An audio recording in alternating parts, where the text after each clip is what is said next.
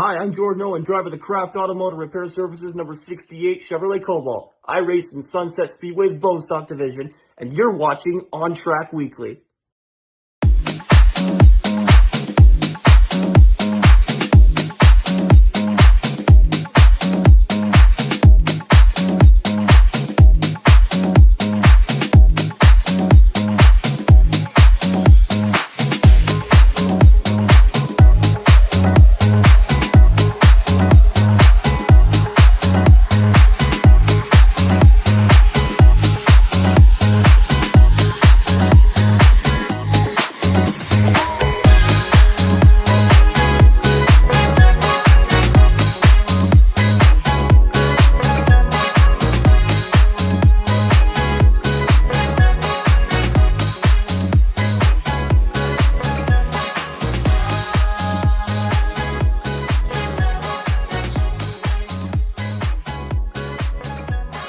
Hello everybody, Cam K back with you. It's 2024, so why not start something fresh and something new here on GeForce TV. I want to thank you first off for tuning in for ONTrack Weekly's. We're continuing our show. We've rebranded as ONTrack Weekly, and we're going to focus now primarily on asphalt short track racing in the ONT in Ontario, and I want to thank Jordan Owen. Actually, his car is featured here on the screen. Jordan Owen for the beautiful intro. Bone Stock Racer in the number 68. It's going to be Chevy Cobalt. That's not what you see on the screen there. That's his ride from last year. But Jordan Owen going to be racing out at Sunset Speedway once again this year. And so definitely want to thank him for that amazing intro. That's one of the hopes is that we can have driver intros for every episode here of the show. A racer from across Ontario, doesn't matter what track or division, but we want to get them on there. I want to first start off with a big thank you to Clinton Jeffrey and the team here at GeForce TV for allowing me to pursue something that I've really wanted to touch on for the last year or so, which has been the Ontario racing scene. We at my other podcast, the Stickers and Scuffs podcast, have been focusing a lot on, the weekly racing out in Ontario and touring divisions that are part of our racing scene here, and focusing on those drivers and those competitors. Nothing against the NASCAR Canada Series, but these are the guys and gals that work so very hard that don't have a ton of money and aren't traveling all over Canada. They're our heroes. So I want to make sure that we give them a proper spotlight. You'll see actually some of them rotating on the side of the screen. All those pictures done by photographer Debbie Jo Zardo, and obviously I can't say enough about her quality of work. And that's one of the other reasons why you see the intros featuring photography instead of video, is the amount of amazing photographers that we have that cover racing all over is just fantastic. One of the reasons that I wanted to focus on photography for the intro and for on screen is, if you're not able to make it out to the racetrack, these are the folks that bring you what happens. They're the ones that bring you the faces, the joy, the excitement, the heartache of racing, and they do it just through the lens of a camera. No words spoken. And one of the things that I was very privileged to be able to do is look through these photo albums and countless pictures of amazing racers, amazing events taking place all over Ontario. So we're featuring Debbie Jo's photos on the top there, and then we've also featured Jordan Owen's ride with a picture by Danielle McPherson on the bottom here. Of course, Jordan out of Sunset Speedway, so prominently we're going to feature Sunset Speedway on the track. So today has been, I don't know if they just knew that the show was starting today and they wanted to give a lot of topics to chat about, but the amount of news that came out today was absolutely insane. And it has been a bedlam of activity the whole afternoon. And it is ready. We're ready to go and get going here. Let's start with some of the stuff that has taken place most recently. And we'll start on the old Facebook. How's that?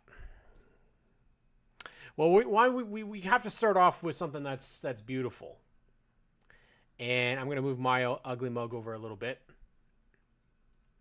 Maybe we'll minimize that a little bit and bring it up the way I want to see it. But Cody Wilds, they released his Delaware Superstock. Picture of that. Beautiful looking ride for 2024. Of course, the Wildman just celebrating his 18th birthday and is heading out to race at Delaware Speedway once again. Now, he's coming off of a very vicious crash last year that resulted in some broken bones. So it's nice to see Cody back running out at Delaware Speedway.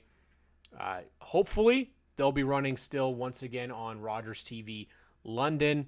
And obviously, they got the similar look to last year with the number font, but this is a very nice, clean car. My understanding is this is I believe this is, and I could be corrected, but I believe this might be Colton Everingham's Superstock from last year, which did a great job, and Colton drove it quite well and kept it in one piece for the most part. So, got a brand new looking ride here for Cody Wilds, and he'll definitely be heading out there and competing. So we have to start off with some eye candy here on ONTrack Weekly. And then we're going to head over and we're going to go into, well, some of the, I guess, breaking news. Sauble Speedway, in their latest announcements from Brad Holmes, the new general manager out at Sauble Speedway. Sauble Speedway looks forward to another year of action-packed racing from the premier class in Ontario. The Sauble late models embody everything that is great in racing, and we plan continuing that tradition. Canada's best drivers duke it out, wheel-to-wheel, night in and night out. We have added even more late model shows to our 2024 schedule and have improved nightly payouts as seen below.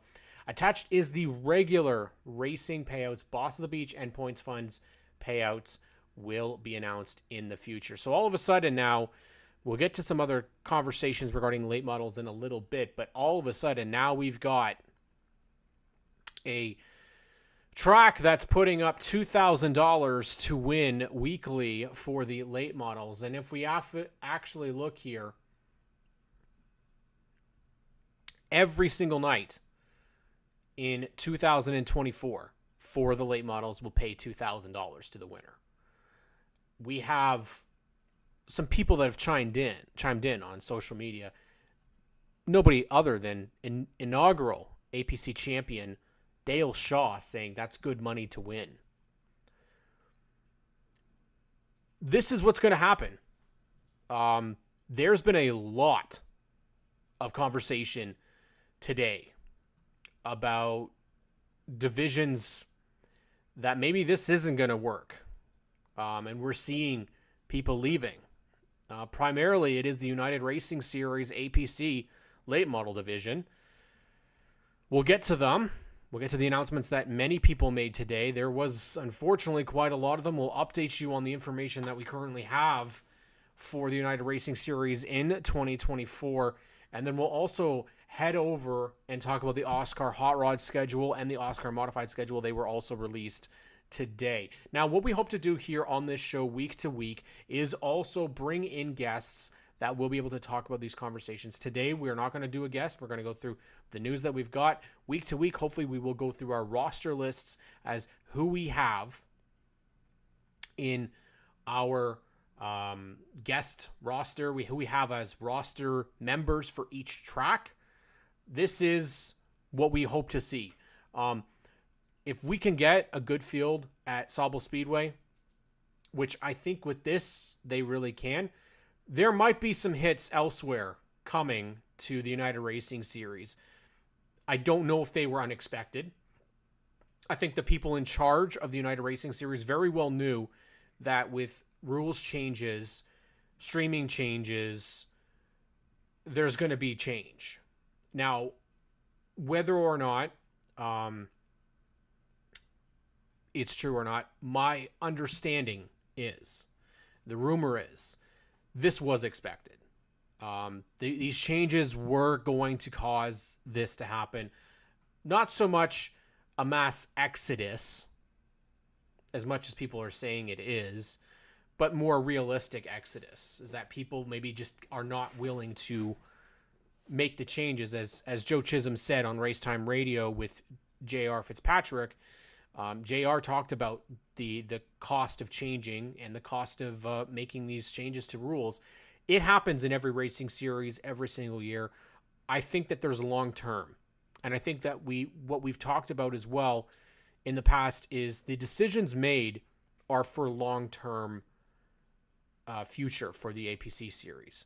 So perhaps the immediate future is going to suffer with potential long-term gain. This move on Sauble's behalf is exactly what they need to do to attract late model drivers to come to their racetrack. They've also added their pure stock division. Again, another series where you treat it as just a regular pure stock division. You're racing all in, no breakout times, and all of a sudden maybe you're going to attract a bit more people to come to the racetrack. And again, we've talked about this before. Sauble Speedway has one of the hardest jobs in all of Ontario racing because their season is very, very short. Not only is it very, very short, but they also have curfew. And a very, very, very strict curfew between when they can start and when they can end. So I know I've talked with some folks, CGC is in the chat. They've definitely talked about the excitement that they have over Sauble Speedway this year. From what we've seen from Brad Holmes already, it looks like the changes that they're making are substantial. And hopefully they will be able to get some big name stars to come out and race at Sauble Speedway this year. I wouldn't think that J.R. Fitzpatrick, if he has the opportunity to go and race, doesn't have to make a ton of changes to his late model, goes up and goes to try and win $2,000 that night. Why not? I mean, the risk might not be that as high as going into an APC event. And maybe you're not going to get the streaming, but what a J.R. Fitzpatrick could do is appear. And that would do great things for Sauble Speedway. And I think there's a lot of excitement potentially heading that way. And I applaud them. Honestly, this is a great start. And Sauble Speedway is clearly working to try and do whatever they can to bring people in, not just the fans, but the racers as well. So definitely great to see this right off the start as well. And as Steve Decline says, what brings in fans? A good field. Absolutely. It is imperative that you have a good, not just a good field in terms of size, but in terms of the competition as well. And right now, you're going to have this is a really good start for Sauble. You already have the Ontario Late Model Association running out at full throttle for 6 events. They've already hit double digits in terms of their entries for 2024. So all of a sudden, APC is not the only dog in the fight anymore. They've got a lot of potential places. And of course, your weekly home track divisions. We know that Sunset Speedway has a pretty good late model count, as does Flamborough. So all of a sudden, now you add in Peterborough's weekly count. And now everybody's got late models working. So if they're going to feel a hit, this would probably be the year. We'll get into our APC conversation because, man, there was a ton of United Racing Series conversation that took place here. Not all of it was welcomed, unfortunately. Some of it is quite difficult to see, but we'll start with BT Racing and the Joe Lawrence number 78.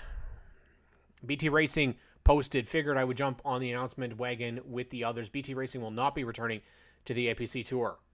The focus will be on growing entry-level racing again in 2024, starting out with a trip down south in February to represent Ontario at the World Series at New Smyrna. The cars are completely bare of sponsors at the moment, and you can add your name as a fuel sponsor on the trunks for $50.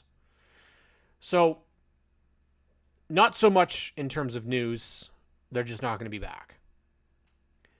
It sucks. It absolutely does. But at the end of the day, I think these decisions are being made for the future. They've got plans. You can't just, I can't imagine that they're just making these plans for the hell of it. I believe they would have some sort of idea what they want to do. Unfortunately, Joe and BT Racing were not the only ones to make announcements today that they would not be returning. Unfortunately, joining them was Danny Benedict. And Danny Benedict, of course, was in the championship hunt yesterday, won at Sunset Speedway, also was able to win Autumn Colors this past year. But his was a little bit different. He's stepping away from full-time competition in APC for other opportunities and pursuing other opportunities. Now, what those opportunities might be, I'm not sure. Now, one of the names that you would think Danny Benedict might be interested in is his history with McCall Racing Enterprises. And the reason we'd say that is because McCall Racing Enterprises does have NASCAR Canada Series cars. Danny Benedict has been known to be helping Donald Teague. I'm not going to put it out there and say that's what's going to happen. I don't know if that's going to happen. But when he says other opportunities, other than the APC Series, I'm not sure where else you would go unless you're going to switch disciplines. And I don't know if he's going to switch to a modified or a super stock. It just doesn't seem likely. But he did say that the 54 is not gone completely. The 54 will be for the two Sunset events and perhaps some of the bigger events at Sunset this year, the Slaughter and the Junior Hanley. More than likely, Velocity, I think we would see him there as well. But it's tough, obviously, to see names like Danny Benedict go. I'm going to throw it out there, though. North Country Property Maintenance was involved in the NASCAR Canada Series a couple of years ago with Shea Gemmell. So that's definitely part of it. And then kind of the big one, which had been rumored for quite a bit, which was J.R. Fitzpatrick stating that he's not returning to the tour in 2024. And if he is, it's going to be with another team. I would expect likely he's going to be with Chris House, who we won the championship with at Flamborough. That would be an opportunity. I'd see him at maybe Sunset and maybe Flamborough in the 55, if anything. But he did state that the 84 is not running. However, he's not done with racing completely. Going to be running the Ontario Outlaw super late model series, which is getting a lot of love, which I'm glad to see. Because I think the super late model series it's had a tough couple of years. All of a sudden now you've got names like Sean Chenoweth, Paul Sr., and J.R. Fitzpatrick are all stating that they're going to go and race there for at least a couple of races, if not the full season. Whether or not they do all go, hard to say. I know Sean Chenoweth is very good on social media to tease, and whether he's leaving or going or racing or not racing. Same with JR for many years, but now the actual announcements have come out. Derek Woodard says it helps competition too. If these guys know there's a chance a few of the big boys might show up, gonna up your game and show you can rump them. Absolutely. It's not even Derek as much as I think about J.R. Fitzpatrick going, but even like you said, Danny Benedict coming in racing against, if you go out and you beat a J.R. Fitzpatrick, a Danny Benedict, a Jake Sheridan, a Trayton Lapsovich, Kyle Steckley, that's great on the resume. Absolutely fantastic. The competition is not, you're going to find it on the weekly divisions. You're going to find it in the APC series. But they're going to go through a big identity change, a massive identity change, because these are a lot of the faces that have been the ones that you watch in the APC series these last couple of years. Not only is Jared Fitzpatrick going to stay and do some super late model racing, potentially some late model racing here or there. Obviously, he's going to try and do some road racing.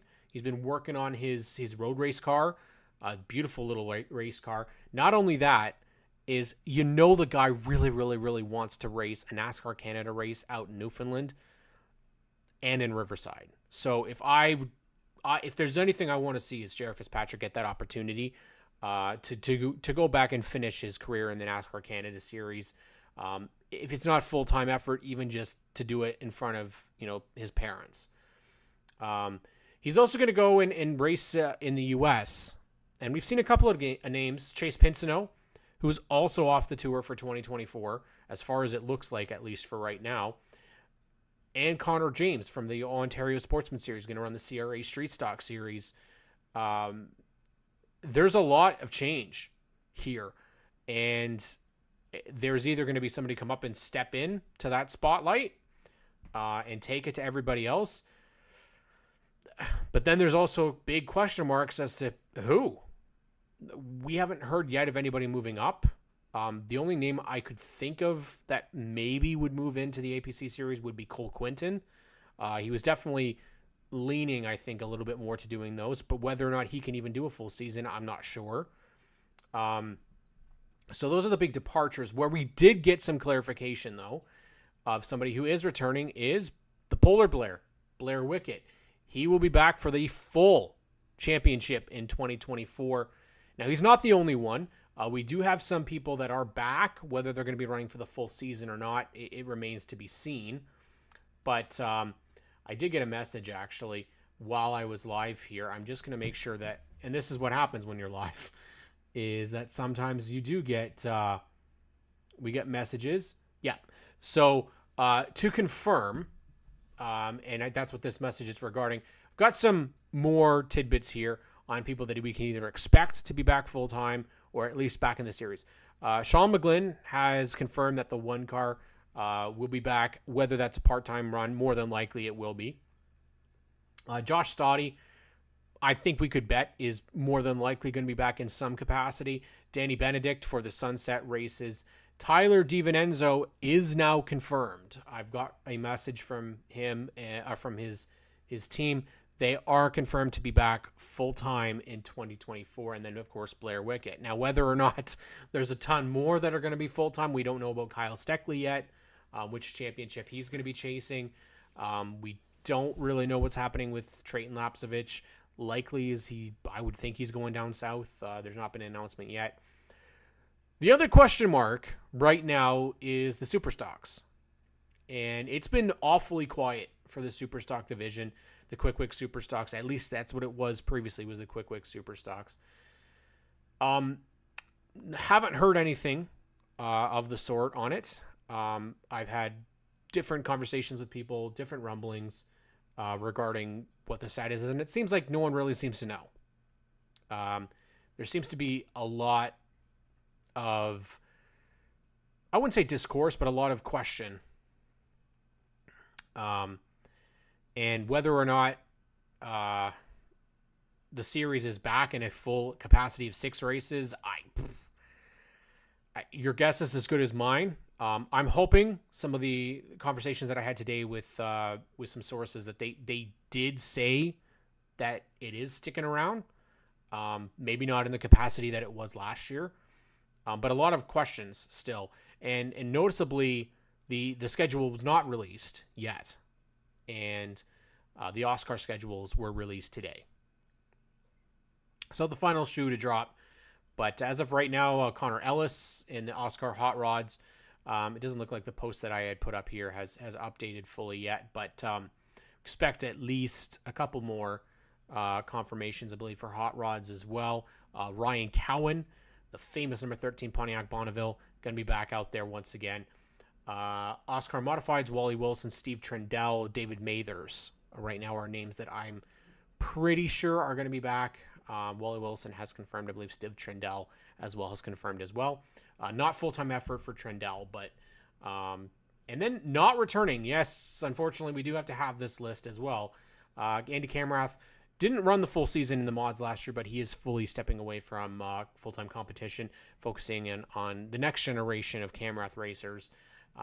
Maybe he'll run something if he gets the opportunity. Sean Chenoweth, always questionable on Sean Chenoweth as to whether he's going to be back or not. APC now saying that he is going to be back, but has posted in the past that he was just going to be watching from the sidelines, maybe just testing the waters, maybe just trying to drive me crazy with his posts. But Sean Chenoweth did sell the Superstock as well. And so I believe at the very least one of those rides, likely the Superstock, I think he's done with. But the Pro Late, very questionable what he's going to do there. But Sean Chenoweth is also somebody that's teased going to the OSS, super late models, modifieds. So he's got a ton of options, whatever he decides to do. J.R. Fitzpatrick, again, we confirmed his departure. Brandon Feeney, who has run in the Superstock Series, sold his Superstock and is retired from active competition. And Todd Davenport, driver of that number 30 car that Gord Shepard ran last year, has also posted previously about possible retirement. Not sure if that's going to be just the Superstock and from Superstock competition or in general. And then we have Danny Benedict and Joe Lawrence. So a ton of stuff that's happened in just the APC series alone today. So yeah, Tim, we don't know yet. I have heard from multiple people. I've heard from people that said they think it's dead. I've heard from other people that say they think it's back, but in a limited capacity. And then I've heard from other people saying, no, it will be back, but it's going to be different. So what that means, I have no idea. When you're hearing all different types of things, we'll just have to wait, really, to see if something comes out or if they make some sort of an announcement. Let me get back to some of the comments here. Steve Klein, other opportunities seem to be what is drawing a lot of racers away. Why are the good guys leaving for these? Cost.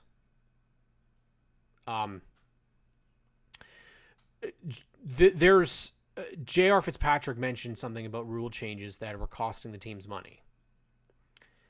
And if that's the case, that's not what you need in a division where I think it is already extremely expensive. And that's one of the things that we've seen in racing.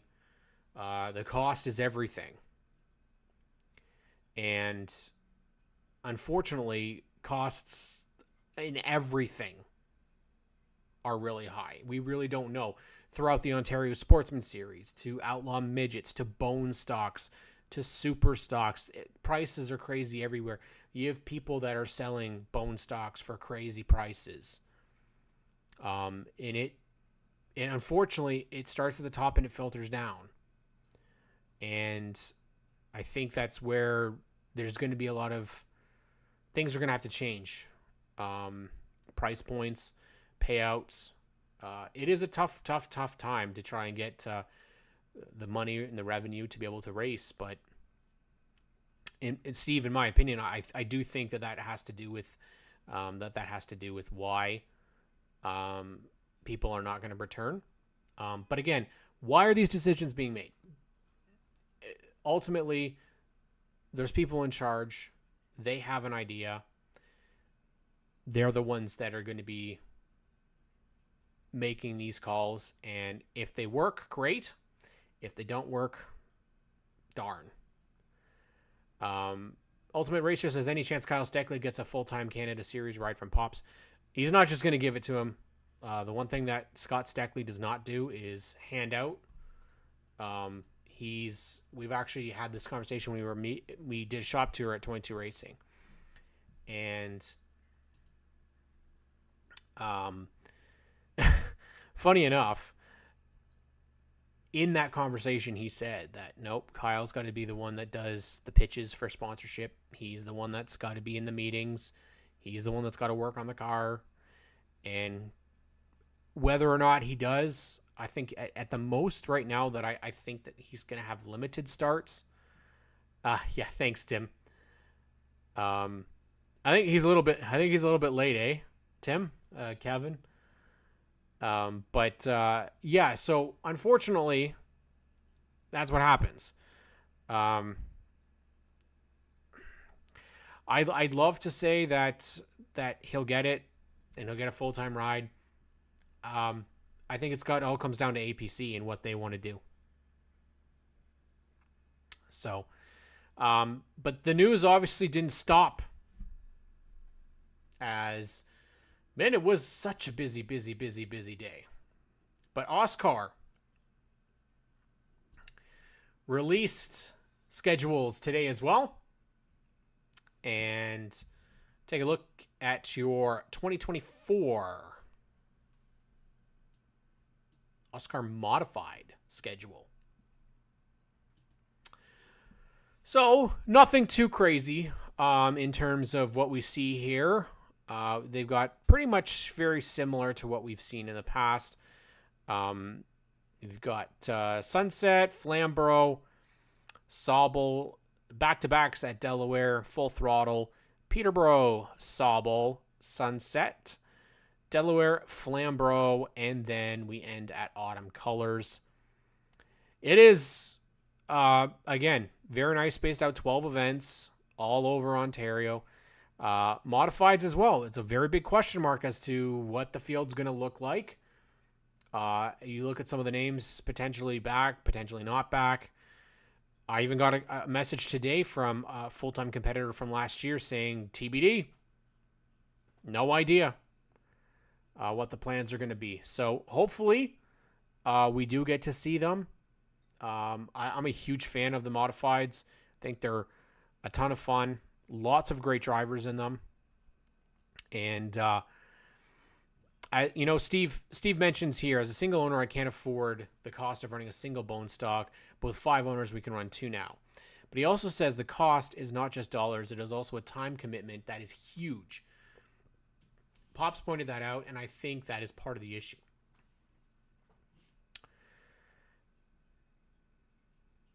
In the end, the summertime is very short. And if you're racing most of the weekends in the summertime, there's not a lot of time to spend with your kids. I know J.R. Fitzpatrick is a proud dad and really wants to spend time with his kids. And he's mentioned that before. So I can definitely see that people don't want to do racing all season long, all summer long. Ultimately, is our season too long? Is it too short? It's a very tough question. And obviously we're not going to be able to answer it on the first episode of ONTrack Weekly, but I think that there's a lot that we can look towards in the future here. And I think that, the time commitment is definitely part of it. But it's the time and effort that you put in and then not getting the reward. I said, kind of, racing has become that you only do it now if you really, really, really love it. There's not really a benefit financially. So, in terms of our schedule,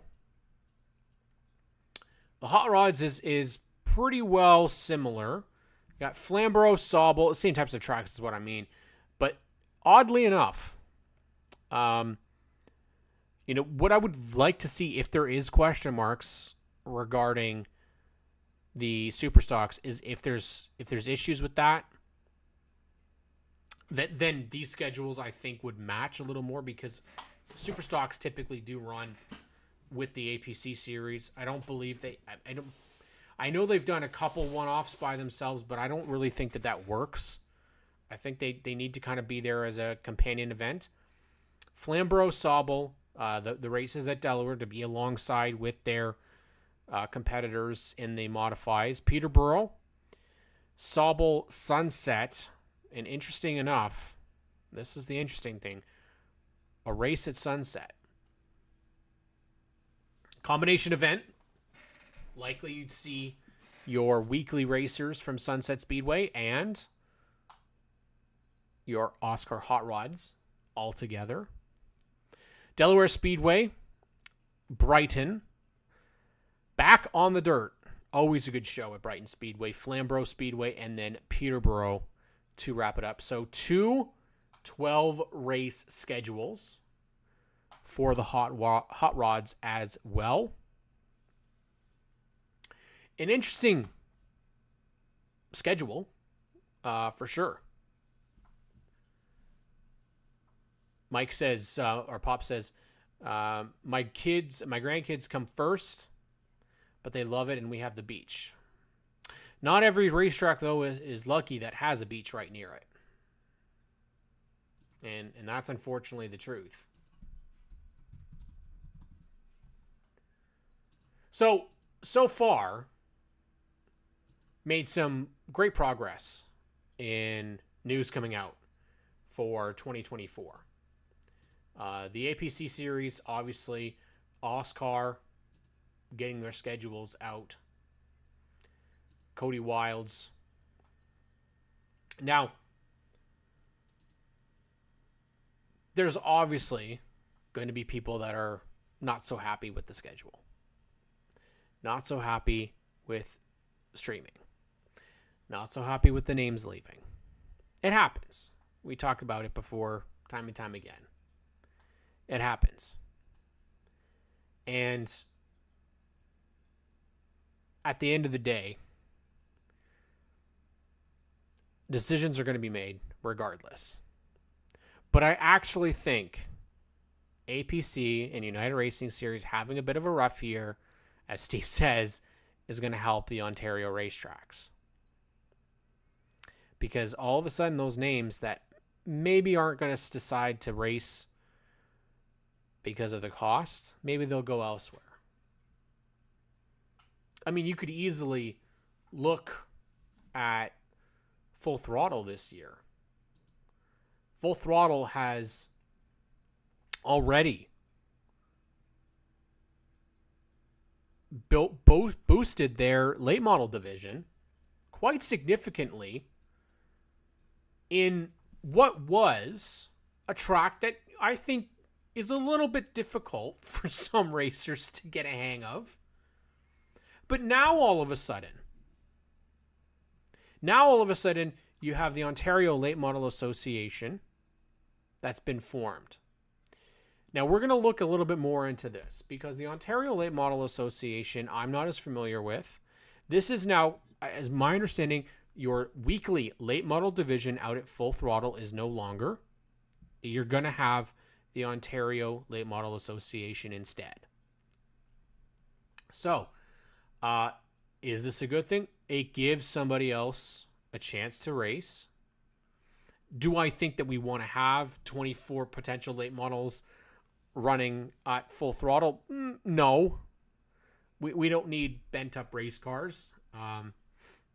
But I think the way that they're going about this is definitely the right move. I think having something where you can say we're an alternative, we're not as high cost, and this is what the payouts are going to be, going to try and pay a little bit better than than maybe people would have thought. And there were names that I saw from Delaware Speedway and from Sunset Speedway questioning and being interested. And for us to continue to build here, one of the things I'm really hoping that we can start to do here is also bring tracks together. The understanding, make it a destination. And as Steve says, Full Throttle has done a great job of promoting the track for years. You know, I think it still has its moments. Varney does.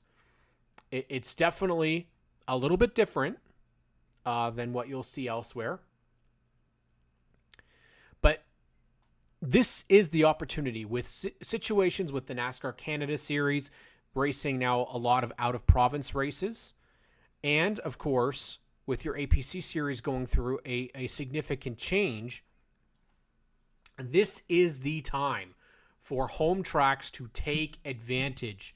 Do whatever you can to bring people in. Get them away. You definitely want that. For us in OSS, it's the same thing. We want to bring as many racers in, come be a part of our series, try and make it as cost effective for people as possible. Where we run into problems, though, is that when you do have those teams that have big budgets and you bring more and more of them in, and they all of a sudden they win all the time because they've got the money, it's going to scare the racers that don't have it away from racing. Now, obviously, that happens everywhere. We know this. We know it. But there's optimism. And as much as Steve has optimism, I'm the same way. I think that the more that we promote our local racing scenes, the better things will be in the long run. We want to try and get those partnerships that start at the grassroots level to filter their way up. Bring people in starting from the bone stock division, from junior sprints, from kid stock. There's all capabilities here starting. You could go to Grand Bend and kid stock, start something really small, and those partners want to move up as the child progresses. Same with the junior late models. Build programs, promote. You got guys out there, Jomo Media, who's doing promotional material for racers, providing a service to them, doing write-ups. You've got podcasts week in and week out, bringing guests on. We're going to do these driver rotations on the side of the screen. I'm going to try and add drivers to it each week. It's actually already repeating, but try and get as many people as we can and talk about it. We want to continue to build week in and week out, and there's a lot of opportunity here. 2024, if you want to say rebuild for APC, this might be a tough year for them. The streaming service is definitely going to take a hit. There's going to be a big chunk of viewers that are not going to tune in. And we know this as well based on car counts. If people hear that there's going to be 13 cars, the attraction level isn't going to be there. When you go back to saying 30 cars, absolutely. And this is part of the problem, because I will admit, and I've seen this on social media already since the announcements have come. Well, I'm not supporting this, or I'm not watching this. So I started that way. When I first, well, not even when I first started the podcast, it was even before that. As a teenager, I would stop following the NASCAR, or back then it was NASCAR Canadian Tire Series. We had days where, there'd be a race with 16, 17 cars in it, and that wasn't enough. I wanted 23, 22, 20. And it's so easy to say, well, I don't want to go to this race because there's not going to be enough cars, or there's not this, there's not that. So we can either be part of the problem or be part of the solution. If you want racing to succeed, you've got to support it, starting at the grassroots level. The racetracks, they need the fans in the stands to be able to put on the show, to showcase these racers. Bring families out, do contests, do whatever you've got to do. There is so much good that can be done through the motorsports scene, and that's why we want to tell these stories. That's why we want to have these racers showcased on this show, Ontario racing, as much as possible, so that we can hopefully bring in some new partnerships. If it starts at the bone stock level, great. Junior late model, great. Ontario sportsman, fantastic. APC, even better. No matter what you do, you want to get eyes on the product. And that's what we're going to try and do here on this show, week in and week out. Now, hopefully, we'll be able to bring in some people, to talk about it. Whether they're racers, whether they're people within the tracks, whether they are media folk, whoever it is, we want to get people on the show to be able to discuss this type of stuff. Because it's important as racers that we get to hear from people no matter what division they are in. Yes, it was great covering the NASCAR Canada Series, but you can consider it the top series in Canada. But at the end of the day, who's not being seen then? They have a TV deal. They have a streaming deal. A lot of the weekly racers here do not. They don't have streaming deals. They don't get seen. They don't get interviews. It's not right. Some of the personalities that we've been lucky enough to meet through motorsports, people that you would absolutely enjoy hearing from, interacting with, hilarious individuals. The people that put a smile on your face when you see them do well, when they finish fifth, when they finish on the top 10, on the lead lap. It's what G-Force is here for. It's a tool to showcase amazing racers across Canada. We're hoping to be able to do a lot more. Razor Racing.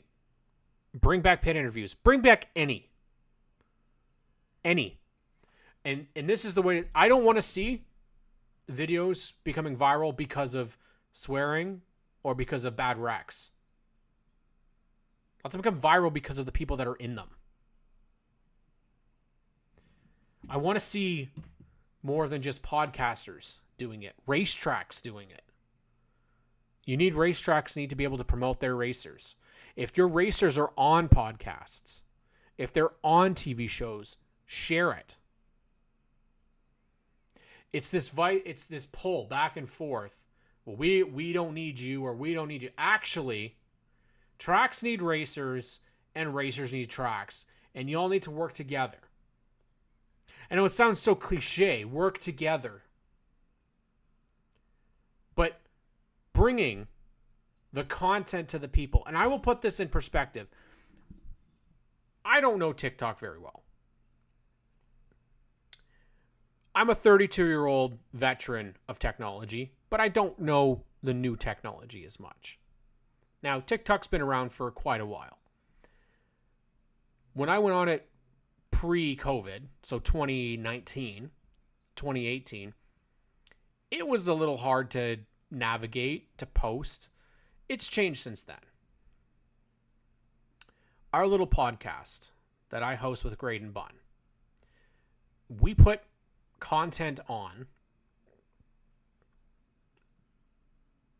TikTok. And in 1 week, we had more views on that content than we've had in 3 years of our YouTube channel combined. So get those interviews, pit interviews, track interviews, whatever it be. Stick it on TikTok for people to view. Stick it on YouTube. Stick it on Facebook, Instagram. More content. I want to hear from Calvin Reeser. I want to hear from Jordan Owen. I want to hear from each and every racer that goes out there. Not just showing the car, show the personality, talk about the partners. Because if all of a sudden you go back to a partner, you posted a TikTok interview and they have 10,000 views on it for a 1-minute clip, all of a sudden it's looking really sexy now. The one thing we have to remember here is that in racing, you are a billboard. Your uniform is a billboard. Your car is a billboard. And if you're supporting a hockey team, an NHL hockey team, you're not getting your logo plastered over the entire thing. In baseball, soccer, maybe soccer sometimes, the high expensive ones, sure. But for the most part, no, they're not getting that. Our sport does that. And there's way too many great racers out there that are limited because they don't have the funds. They don't have the partnerships. We are here so that people can see these personalities. It's when we started interviewing NASCAR Pinty's drivers back when we started our podcast, then we got to know them. And then it made sense. Oh, these are why these guys got partners. That's why these guys have sponsorships, because they're personable, entertaining, they know how to talk, and they're good racers. Well, there's so many local racers that are exactly the same. This guy right actually on the screen right now, Jacob Sutcliffe, out of Sunset Speedway. He and his brother Wyatt, one of the most personable duos that we saw at the racetrack last year. It is exactly about putting the content out there, and we hope to have that each and every week here on G-Force TV. Hopefully, We'll get some content at the racetrack to be putting on the show here as well. Just like what we do for our podcast, putting stuff on TikTok, hopefully having those interviews on the show, if not live on the show. Give people the opportunity to talk live, talk about what they've got. Now, we're limited with the hour. We never know what's going to happen with the show, though, if we ever end up moving past an hour. But for a couple of years now, we've realized how important it is to cover grassroots racing. And we want to be on board for that 110%. So covering only one racing series in Canada just did not make sense anymore. And I've been lucky enough to talk or meet several of the names that you see on the screen, but there's obviously a ton more that we want to get to know. A kid like Dustin Baumriquette, up-and-comer, very serious but great racer. Has some humility about him. You got people that go out there and have a great time. You've got people that go out there and have a Sauble Speedway, Delaware Speedway, Flamborough Speedway, Peterborough, Sunset. We've got options. We've got a lot of people to chat with. A lot of people that we want to hear from. Lots of great options. But it doesn't stop with just ONTrack Weekly. Race Rivals Race Chat on Tuesdays. Also, you've got releases of the Stickers and Scuffs podcast on Wednesdays, the True North Racing podcast with Jomo Media, the Feeney Call, SNS Live, Southern Ontario Sprints, Southern Ontario Dirt Show, Race Time Radio, 2 hours every Sunday. We'll be talking bone stocks. We'll be talking mini stocks.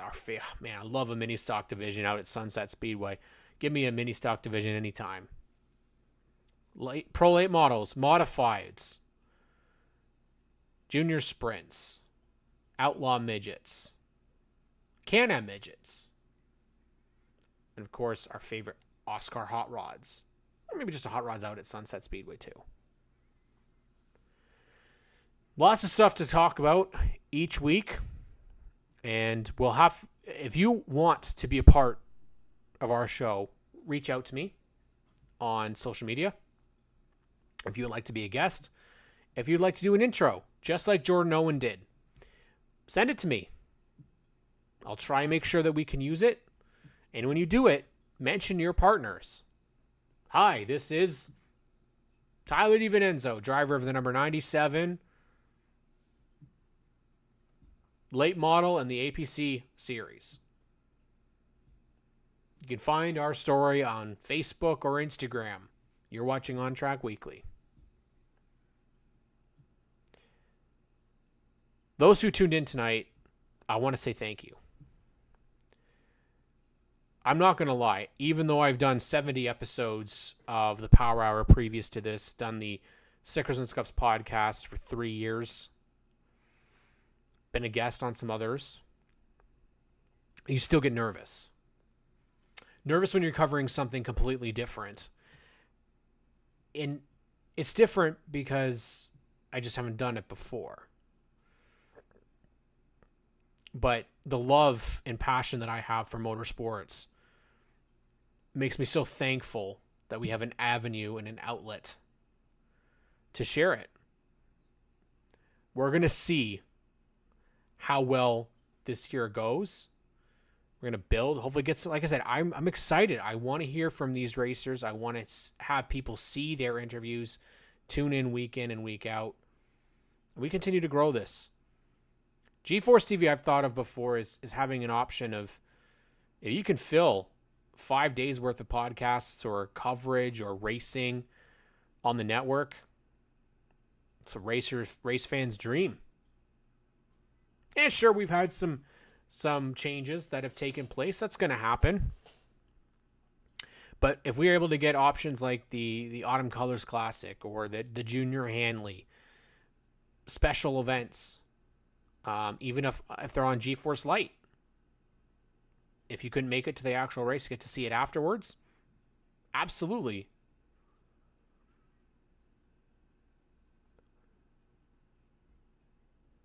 next week when we come back, we're going to dive into our 2024 rosters for tracks. And I've been lucky enough to have conversations with people. They've told me if they're going to be back or not. Obviously, these are not final, but we're going to go through. We're going to see who we've got confirmed back for 2024, who might be switching classes, who is joining classes. And we're going to continue to build. We've got a lot of time here until the 2024 season still starts. Sad as it is to say that, we've still got quite a ways to go. Now, if you haven't already, make sure you subscribe to GeForce TV. Give us a thumbs up. That helps with the algorithm. We want people to be able to see the show. The other thing you could do, go out and support Snickers and Scuffs podcast. We're also on YouTube. We release podcasts every week. But not just our podcast. Go and support Jomo Media and the True North Racing podcast. Go support Racetime Radio. Go support the Feeney Call. Southern Ontario Sprints. Southern Ontario Dirt Show. Support everybody that puts the content out there. Grow it together. Build it, make it stronger. I want to thank each and every one of you for tuning in. And we'll catch you next week. I didn't get the picture yet, Steve. You're focusing only on Debbie Jo's photos for this week. But we did good, guys. It was a good first episode of ONTrack Weekly. We'll continue to build. Next week, like I said, we'll try and get some confirmations on more people that are going to be racing. We'll start our conversation with Sunset, and maybe we'll start with Sauble as well. See who we've got as confirmed and coming in. Going to be a part of the season. And then, of course, obviously, from there, let's continue to build. And if you want to be a part of this show, if you'd like to be interviewed live on the show, reach out. Okay? Can't say we're going to take everybody right away, but we'll try our best to bring people on the show, talk about their stories, talk about your plan. And if you also, this is another thing actually I didn't even think about until right before the show, but if you can, you got plans that you want to talk about for 2024. I know the big guys get to do it a lot on Racetime Radio or the big podcasts, but those bone stock drivers, those mini stock drivers, you all guys got plans too. So if you want to announce your plans, come on the show and tell everybody about them if you can. Thumbs up for everybody. All right. Thumbs up if you can for our episode. DM if you want to do an intro. DM if you would like to be part of the show as an interview. Let me know. We'll catch you all next week. Episode 72 of ONTrack Weekly with Cam K. Thank you so much for tuning in. Have a great week, everyone.